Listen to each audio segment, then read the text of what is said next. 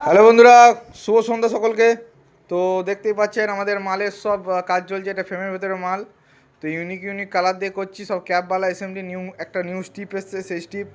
কারণ মালের যে লংজিভিটি হবে সেই লংজিভিটির ওপর আমরা মাল দিই। আমাদের সমস্ত রকম কাজ চলছে দেখতেই পাচ্ছেন।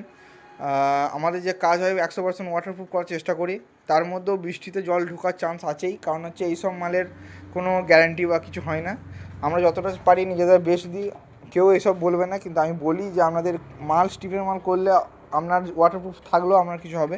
এটা 5 পা গেটের 4 কাজ চলছে, এটা 4 আর এটা হচ্ছে 5 পা গেটের থাম্বাটা, এই থামটা নিচে এই 4 বসবে।